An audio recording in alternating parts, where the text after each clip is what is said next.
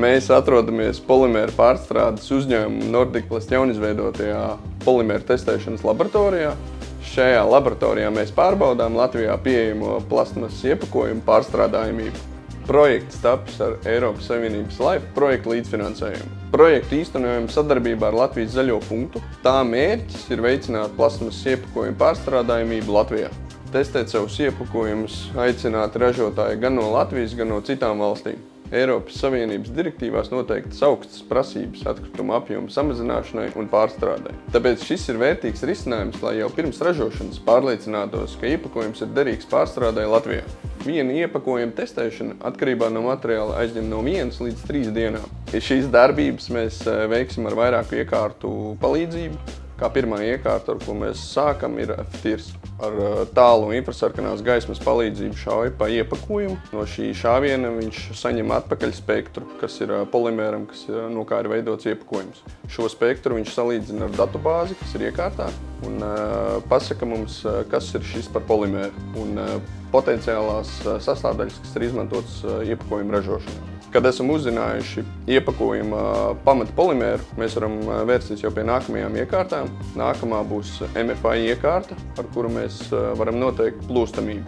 Bet ne tikai plūstamība mums pateiks par iepakojumu, cik tas ir labs, bet šī testa laikā izveidojas tāds kā stiebriņš. No šī stiebriņa mēs redzam, cik tas ir gluds vai grubuļains, kas mums pasaka priekšā, cik viegli šo produktu būs pārstrādāt, kā arī šo stiebriņu mēs varam palocīt un pārbaudīt viņa izturību un lokanību, kas mums pasaka ļoti daudz par polimēra fizikālajām īpašībām.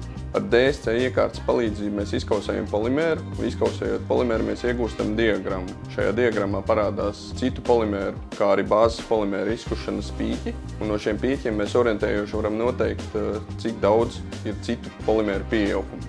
Tad mēs nonākam līdz pelnu satura noteikšanas krāsniņai, kurā ir pavisam vienkārši, mēs nosvaram paraugu pirms un pēc sadedzināšanas. Un pāri palikušie pelni tad ir pieaugumi, kas neizkūst pārstrādes procesā, kuri, protams, traucēs pārstrādē. Nākamā ir viena no sarežģītākajām iekārtām mūsu laboratorijā. Tā ir universālā slūgošanas iekārta.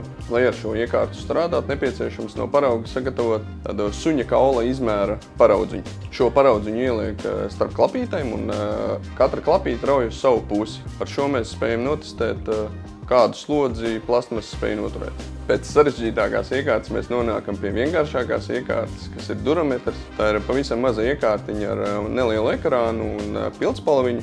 Ar šo pildspalviņu nepieciešams iedurt paraugā, un no šī dūriena mēs uzzināsim šī parauga virsmas cietību. Šis rādījums ir svarīgs ražotājiem, kas nozīmē, tas ir svarīgs arī pārstrādātājiem.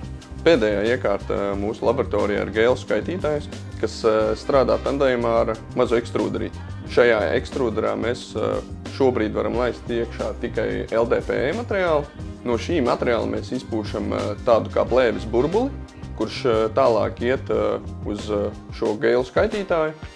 Un gēlu skaitītājs ar vairāku kameru palīdzību izskaita, cik šī burbulī iekšā ir pieslēgumi, kas var būt neizkusuši polimēri vai kāds cits pieaugums. Pasaulē šobrīd nav vienotas sistēmas, lai pārbaudītu iepakojumu pārstrādājamības iespējas atsevišķos reģionos. Tāpēc ir būtiski, ka varam noteikt, kuri iepakojumi ir derīgi pārstrādāt tieši Latvijas tirgu. Tādējādi tiek atvieglot ražotāju un tirgotāju izvēle par labu apritīgam iepakojumam. Vienlaikus arī Latvija palielina iespējas straujāk virzīties uz Eiropas Savienības mērķu izpildi.